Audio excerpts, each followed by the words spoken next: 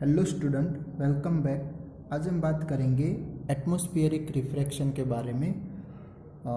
तो atmospheric refraction को समझते पहले कुछ फिनोमेना उसके थ्रू उनके साथ जुड़ी हुई है। जैसे कि आप इंग्लिश में एक पोएम सुनते आ रहे हैं कि ट्विंकल ट्विंकल लिटिल स्टार, यानी कि जो स्टार ट्विंकलिंग करते हैं तो वो ट्विंकलिंग होने के पीछे का जो रीज़न है वह क्या है?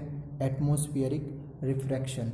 ठीक है, तो इसके साथ हम जो भी सेलेसियल ऑब्जेक्ट देखते हैं, यानी कि सन है, मून है, स्टार है, ठीक है, तो ये सारे ऑब्जेक्ट जो पोजीशन में हमें दिखते हैं वह उनकी एक्चुअल पोजीशन नहीं है, बट वर्चुअल पोजीशन होती है उसकी। तो वह भी किसकी वजह से हमें ऐसा महसूस होता है? तो ये एटमॉस्फेरिक रिफ्रैक्शन की वजह से। ओके, तो अब ऐसा होने के पीछे का रीज़न क्या है, यानी कि एटमॉस्फेरिक रिफ्रैक्शन का मीनिंग होगा क्या? ओके, तो नॉर्मली यहाँ पर दो वर्ड आपको दिख रहे हैं, एक एटमॉस्फेरिक एंड रिफ्रैक्शन। ठीक है, तो रिफ्रैक्शन के बारे में आपको पता है कि भाई रिफ्रैक्शन किसे बोला जाता है? तो जो लाइट जब एक ट्रांसपेरेंट मीडियम में से दूसरे ट्रांसपेरेंट मीडियम में जब ट्रैवल करती है तब क्या होगा? बेंड होती है वह दूसरे मीडियम में। ठीक है, तो बेंडिंग होने की वजह से ऐसे फिनोमेना को रिफ्रैक्शन बोला जाता है। और जो एटमॉस्फेरिक है वह किसके ऊपर से बोला गया है? तो एटमॉस्फेयर। तो एटमॉस्फेयर का भी आप डिफाइन पढ़ के आए हैं कि भाई एटमॉस्फेयर किससे बोला जाता है? तो जो अर्थ की सरफेस है उस सरफेस के कुछ किलोमीटर पर एयर का लेयर आया हुआ है, या फिर अर्थ के सराउंडिंग जो एयर का लेयर है उसे क्या बोला जाएगा? एटमॉस्फेयर बोला जाएगा। ठीक है, तो ये जो एटमॉस्फेयर की वजह से जो रिफ्रैक्शन हो रहा है, यानी कि लाइट रे बेंड हो रही है, वह चाहे सन की लाइट रे हो, स्टार की लाइट रे हो, या फिर मून, कोई भी। ठीक है, तो इस तरह के जो भी लाइट वाले सोर्सेस है जो वैक्यूम में से हमारे अर्थ के ऊपर आ रही है, तो वह सारी लाइट रे क्या होती है? इन एटमॉस्फेयर की वजह से बेंड होती है। ओके, रिफ्रैक्ट करती है। तो इस तरह के रिफ्रैक्शन को क्या बोला जाता है? Atmospheric refraction. ठीक है, तो इसकी डिफाइन करनी हो तो हम कुछ इस तरह से लिख सकते हैं कि the phenomenon of bending of light passing through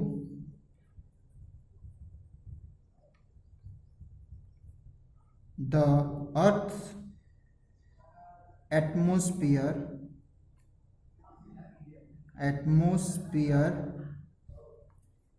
is called atmospheric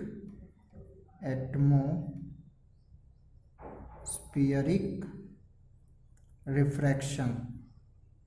ठीक है, तो ये तो बात हो गई इसकी डिफाइन के बारे में कि भाई जो बेंडिंग ऑफ लाइट रेज है, तो जब अर्थ के एटमॉस्फेयर में एंटर होती है, पास होती है, तब जाके वह क्या होता है? बेंड होता है, रिफ्रैक्ट होती है। इसकी वजह से उसको क्या बोला जाता है? Atmospheric reflection. बट ये एटमॉस्फेयर में ऐसा तो क्या है जिसकी वजह से ये रिफ्रैक्ट होती है? ठीक है, तो अब ये जो एटमॉस्फेयर किनका बना हुआ है? तो डिफरेंट डिफरेंट गैसियस का बना हुआ है, ये भी आप जानते हैं। ठीक है, तो अब ये जो डिफरेंट डिफरेंट गैसियस का बना हुआ है, तो इन गैसियस की डिफरेंट डिफरेंट डेंसिटी भी होगी, ये भी आप समझते हैं। ठीक है, यानी कि जो एटमॉस्फेयर है वह डिफरेंट डिफरेंट गैस का बना हुआ है ना। ठीक है, तो ये जो डिफरेंट डिफरेंट गैस, यानी कि जो नाइट्रोजन है, आर्गन है, नियॉन है, ओके, ऑक्सीजन है, तो ये सारे डिफरेंट डिफरेंट गैसेस हो गए। ठीक है, तो ये जो गैसेस है उनकी डेंसिटी भी क्या होती है? डिफरेंट डिफरेंट होती है। ठीक है, तो इन डेंसिटीज डिफरेंट डिफरेंट होने की वजह से वहां पर क्या होगा? कुछ टाइप के लेयर क्रिएट हो जाते हैं। ठीक है, तो ये one type of layer create होने की वजह से वहां पर ये जब लाइट रे एटमॉस्फेयर में एंटर करेगी तो वह क्या होना स्टार्ट कर देती है? बेंड होने का स्टार्ट कर देती है। ठीक है, यानी कि फिर इन्हीं की वजह से रिफ्रैक्ट होना स्टार्ट हो जाता है। ठीक है, तो ये तो इनकी डिफरेंट डिफरेंट डेंसिटी की वजह से। अब ये डेंसिटी दूसरे फैक्टर पे भी इफेक्ट करती है, जैसे कि जो एयर है, जो एयर हॉटर बन जाए या फिर हॉट एयर बन जाए या फिर कभी कभार कोल्ड एयर हो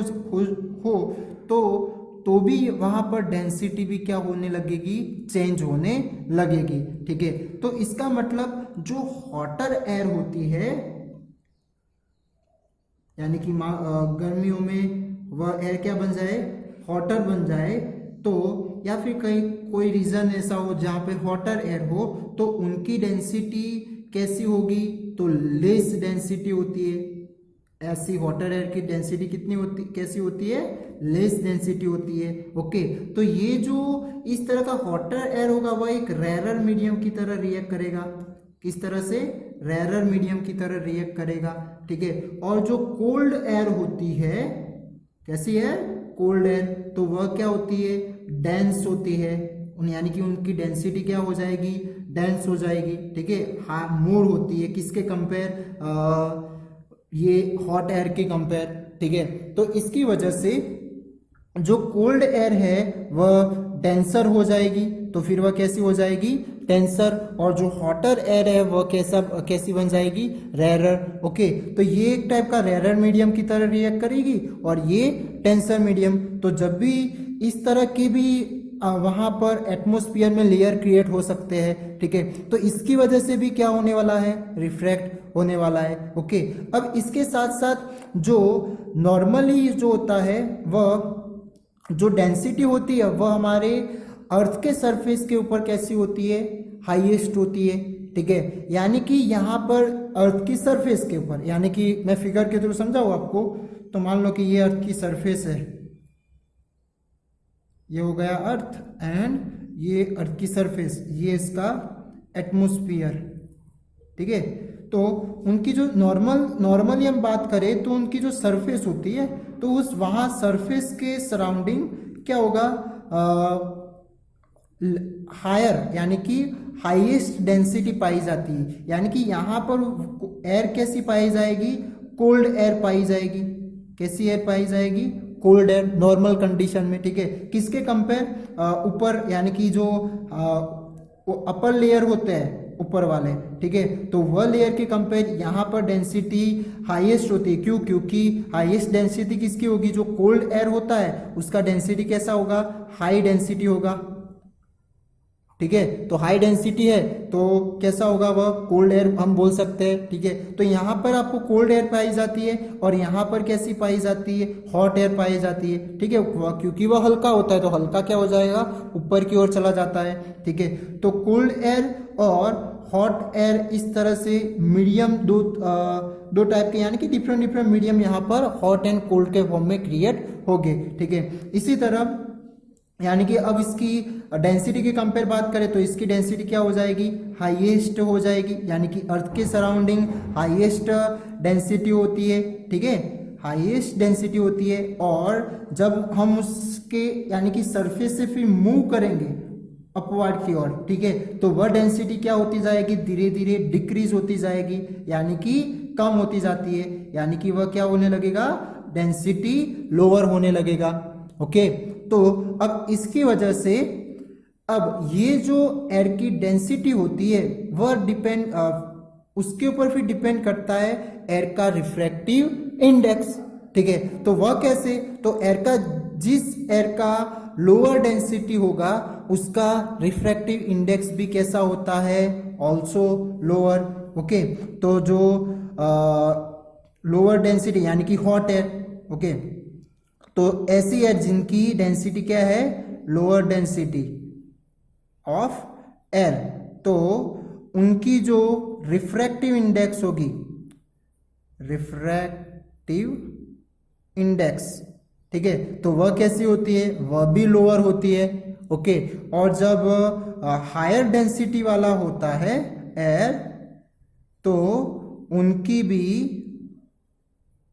हायर डेंसिटी ऑफ एयर, तो उनकी भी रिफ्रैक्टिव इंडेक्स कैसी होती है, तो उनकी भी उसके अकॉर्डिंग प्रोपोर्शनलिटी ही होती है, डायरेक्टली प्रोपोर्शनल, यानी कि वह भी हाई होती है। ठीक है, तो अब इसी तरह जब वह कोई लाइट रे लोअर डेंसिटी में से हायर डेंसिटी में जाएगा, यानी कि मान लो कि ये दो मीडियम बन गए, मीडियम 1 एंड मीडियम 2, तो मीडियम 1 में मान लो कि लोअर डेंसिटी है, एयर की डेंसिटी कैसी लोअर है, तो ये कैसा बन जाएगा, रेरर बन जाएगा, कैसा बन जाएगा, रेरर मीडियम। ओके, और ये क्या बन जाएगा, डेंसर मीडियम बन जाएगा, जिसकी वजह से अब ये लाइट रे पास होगी दूसरे मीडियम में, तो वह किस डायरेक्शन में पास होगी, तो ये इसकी मेन पोजीशन हो गई, तो वह बेंड होगी टुवर्ड्स दी नॉर्मल।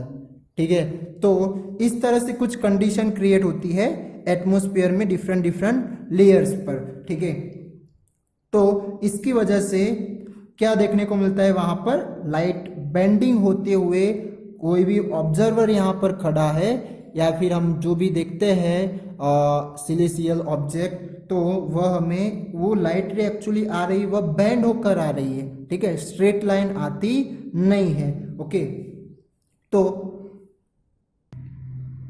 इसे हम एक फिगर के थ्रू थोड़ा समझने का ट्राई करते हैं कि यहाँ पे मैं अर्थ ड्रॉ कर रहा हूँ। ओके, ये इसका एटमॉस्फेयर हो गया। ठीक है, ये हो गया अर्थ, ये अर्थ की सरफेस। तो मान लो कि यहाँ पर एक स्टार है, तो ये स्टार की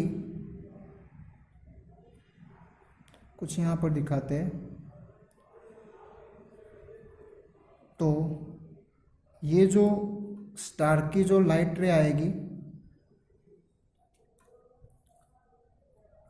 मान लो कि ऐसे स्ट्रेट आएगी क्योंकि ये वैक्यूम से आ रही है। ठीक है, तो ये जो लाइट रे आएगी वह पहले कहाँ से आ रही है, वैक्यूम, तो वैक्यूम तो पूरा क्या रेयरेस्ट मीडियम हो जाएगा। ओके, और वह एंटर होता है हमारे एटमॉस्फेयर में। ठीक है, तो एटमॉस्फेयर में जो एंटर होगा तब वह किस डायरेक्शन में बेंड होगा, यानी कि अब ये वैक्यूम था तो वह रेयर बन गया। ओके, और ये कैसा बन गया, डेंसर बन गया, यानी डेंस बन गया। तो इसकी वजह से उसकी जो बेंडिंग होगी वह किस डायरेक्शन में होगी, या फिर किस और होगी, तो टुवर्ड द नॉर्मल होगी। ओके, तो इसकी वजह से ये कुछ इस तरह से बेंड होगा। ठीक है, तो इस तरह से ये क्या होता है, कंटिन्यूअसली यहाँ पर ये दूसरे भी, मान लो कि यहाँ पर दूसरी लेयर है, एटमॉस्फेयर में डिफरेंट डिफरेंट लेयर होगी ना। ओके, तो ये क्या करेगा, फिर से इनकी जो मेन लाइन, मेन पाथ होगा, उससे फिर से वह रिफ्लेक्ट करेगा। ठीक है, तो इस तरह से फिर से वह रिफ्लेक्ट करेगा, तो यानी कि वह क्या करता है, कंटिन्यूअसली नॉर्मल की ओर बेंड होता रहता है। यानी कि कुछ हमें वह रेज होगी वह इस तरह से बेंड होती हुई देखने को मिलेगी, यानी कि उस जो भी ऑब्जर्वेशन होगा उसके आईज में इस तरह से बेंड होकर आती है।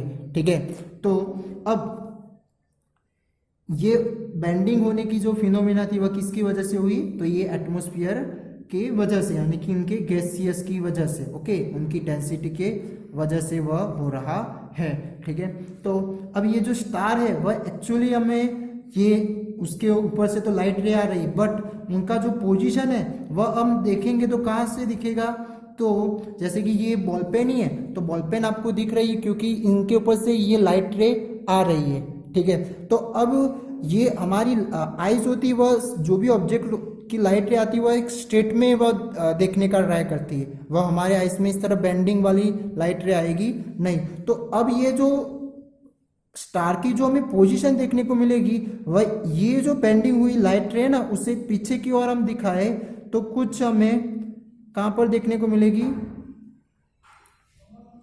कुछ यहां पर, यानी कि ये इसकी रियल पोजीशन हो जाएगी। ओके, और ये इसकी वर्चुअल पोजीशन, या फिर उससे एपारेंट पोजीशन भी बोल सकते हैं। क्या बोल सकते हैं, एपारेंट पोजीशन भी बोल सकते हैं। ठीक है, तो आप देख सकते हैं कि जो हर एक इस तरह का स्टार है, सन है, मून है, तो हमें ये एटमॉस्फेरिक रिफ्रैक्शन की वजह से वह अपनी पोजीशन से, अपनी एक्चुअल पोजीशन से कहाँ पर देखने को मिलेंगे, थोड़े ऊपर की ओर, यानी कि हायर देखने को मिलते हैं। ठीक है, तो जो भी एटमॉस्फेरिक रिफ्लेक्शन होने की वजह से जो फिनोमेनाज होती है, जैसे कि ट्विंकलिंग स्टार है, ट्विंकलिंग ऑफ स्टार। ओके, इसके बाद हमने अभी देखा कि स्टार्स सीन हायर देन दे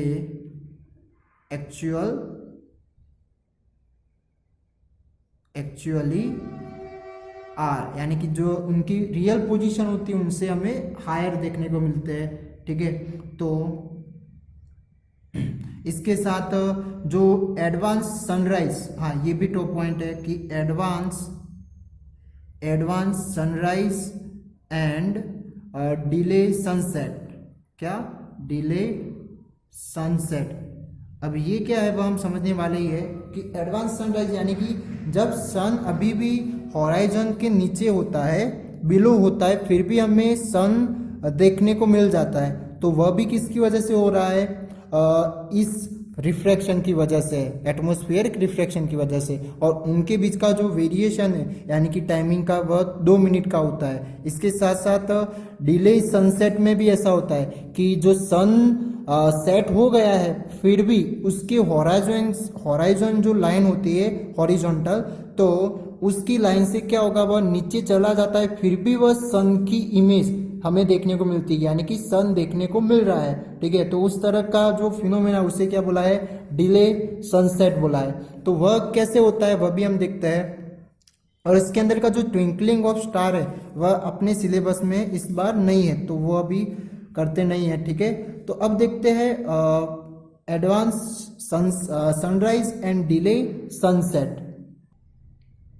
तो अब देखते हैं एडवांस सनराइज और डिले सनसेट। तो यहाँ पर मैंने एक फिगर ड्रॉ आउट की है, जहाँ पे मैंने एक अर्थ दिखाया है, उसके सराउंडिंग एटमॉस्फेयर है। ओके, और एक ऑब्जर्वर है जो ये सनराइज और सनसेट हम उसे ऑब्जर्व कर रहा है। ठीक है, और ये जो मैंने लाइन ड्रॉ की है वह एक क्या हो जाएगी? हॉराइजॉन लाइन हो जाएगी। कौन सी लाइन? हॉराइजॉन, यानी कि इसे हिंदी में क्षितिज भी बोलते हैं। ठीक है, जैसे कि सनसेट और सनराइज कब होगा, कब बोला जाता है, तो ये क्षितिज से वह एबो आ जाता है। ठीक है, यहाँ पर आ जाएगा। ठीक है, तब हम क्या बोलते हैं कि सनराइज हुआ। ओके, तो वह लाइन हम यहाँ पर दिखा रहे हैं। ठीक है, अब बात करते हैं पहले सनराइज के बारे में कि एडवांस सनराइज कैसे, यानी कि ये मान लो कि अभी भी सन क्या हुआ, यहाँ पर दिखाया है कि अभी भी हॉराइजन के नीचे ही है, बिलो ही है। ठीक है, फिर भी अब यहाँ से जो रेज निकल के आएगी, वह मान लेते कुछ इस तरह से एक रेज आ रही है। ठीक है, जो रिफ्रैक्ट होकर बैंड होकर कहाँ पे जाएगी? इस ऑब्जर्वर के पास। ठीक है, यानी कि रिफ्रैक्ट होकर वह एक्चुअली जाना चाहिए था उसे इस तरह से। ठीक है, बट वह रिफ्रैक्ट होकर क्या हो जाता है? इस यहाँ पर जो ऑब्जर्वर है उसके आइज में आती है। ठीक है, तो ये ऑब्जर्वर को एक्चुअली जो सन है वह कहाँ पर दिखेगा? तो इस ये रिफ्लेक्ट हुई लाइन है उसे पीछे की ओर दिखाएंगे तो उस पोजीशन पर हमें देखने को मिलेगा, यानी कि कुछ इस तरह से। तो ये जो सन है वह कुछ अब इसे कहाँ पर दिखने वाला है? तो हॉराइजन क्रॉस करके वह बाहर निकल गया हो ऐसा उसे दिखाई देगा। ठीक है, तो ये इसकी तो रियल पोजीशन थी और ये इसकी क्या हो जाएगी? एपरेंट पोजीशन या फिर वर्चुअल पोजीशन। ठीक है, तो ये क्यों इस तरह का देखने को मिला? Because of refraction, atmospheric refraction. ठीक है, और इनके बीच का जो टाइमिंग है वह कितना होता है? 2 मिनट, यानी कि 2 मिनट बिफोर हमें ये सनराइज देखने को मिलता है, जो एक्चुअल में सन तो कहाँ पर होता है? नीचे की ओर हॉराइजन के बिलो होता है। ठीक है, तो ये किसकी वजह से हुआ? एटमॉस्फेरिक रिफ्रैक्शन की वजह से। ठीक है, अब ये इसी तरह सनसेट में भी ऐसा होता है कि जो सनसेट होता है वह डिलेड सनसेट, तो उसका मतलब हॉराइजन से भी वह सन नीचे चला जाता है, बिलो चला गया है, फिर भी वह सन हमें कहाँ पर देखने को मिलेगा? हॉराइजन के ऊपर देखने को मिलता है। यानी कि ये भी सन रेज होगी, लाइट रेज होगी, वह क्या होगी? कुछ इस तरह से बैंड होकर ये ऑब्जर्वर के आईज पर जाएगी। ठीक है, तो इसकी वजह से यहाँ पर अब एक्चुअली में जो देखने को मिलेगा वह सन कहाँ पर देखने को मिलेगा, तो एबो हॉराइजन, ठीक है। तो ये किसकी वजह से हुआ, तो ये भी रिफ्रैक्शन, एटमॉस्फेरिक रिफ्रैक्शन की वजह से हो रहा है, और इसे ही क्या बोला गया है, डिलेड सनसेट। और इनका भी जो टाइमिंग है वह भी कितना होता है, 2 मिनट। तो आफ्टर 2 मिनट ये सनसेट होने के बाद भी हमें सन अपीयर होता है, ठीक है। तो ये बात थी advance sunrise and delay sunset. Okay, वैसे नॉर्मली तो हम क्या बोलते हैं, जो भी सनराइज, सनसेट और सनराइज किससे बोला जाता है, तो हॉराइजन से जब एबो आता है या फिर हॉराइजन से नीचे चला जाए तो उसे क्या बोला जाता है कि सनसेट या फिर सनराइज हो गया, ठीक है। तो ये बात थी एडवांस सनसेट और सनराइज के बारे में, sorry advance sunrise and delay sunset के बारे में, ठीक है। और आज हमने देखा एटमॉस्फेरिक रिफ्रैक्शन क्या है और किसकी वजह से वह होता है और उसके वजह से कौन सी फिनोमेना देखने को मिलती है, ठीक है। तो एटमॉस्फेरिक रिफ्रैक्शन यानी कि the phenomena of bending of light passing through the earth's atmosphere is called atmospheric refraction, जिनके अंदर गैसेस होने की वजह से उनकी डेंसिटी की वजह से रिफ्रैक्ट होने का वह स्टार्ट करती है। इसके अलावा हॉटर एयर और कोल्ड एयर बनने की वजह से भी वहाँ पर डेंसिटी उनकी चेंज होती रहती है। जहाँ पर हॉटर एयर होगी वहाँ पे वह लेस डेंसिटी हो जाएगी, ओके, लेस डेंसिटी हो गई, इसका मतलब वह हॉटर एयर है, हॉट एयर है, वह एक रेरर मीडियम की तरह रिएक्ट करता है, और इसके कंपेयर जो कोल्ड एयर होगी उनकी हाई डेंसिटी हो जाती है और हाई डेंसिटी होती है और उसकी वजह से वह डेंसर मीडियम की तरह रिएक्ट करते हैं, ओके। इसके साथ साथ नॉर्मली हम बोले तो जो एटमॉस्फेयर में जो अर्थ के सरफेस पर जो एटमॉस्फेयर होता है यानी कि उनकी कुछ हद तक, तो वो क्या होगा, कोल्ड पाया जाता है, ओके, यानी कि वह डेंसर होता है। और जैसे जैसे आप उसके हाइट एबो चले जाओगे, मूव करोगे एबो की ओर, तो वह कैसा होता जाएगा, वह जो कोल्ड एयर है वह कैसी होती जाएगी, कम होती जाएगी, यानी कि फिर हॉट एयर में कन्वर्ट होती जाएगी, ठीक है। तो वह हो जाएगा लोअर डेंसिटी, ओके, यानी कि वहां पर पतली एयर होगी, ओके। हॉट एयर कैसी होती है, पतली होती है, ठीक है। तो ये बात थी एटमॉस्फेरिक रिफ्रैक्शन के बारे में, ओके, थैंक यू।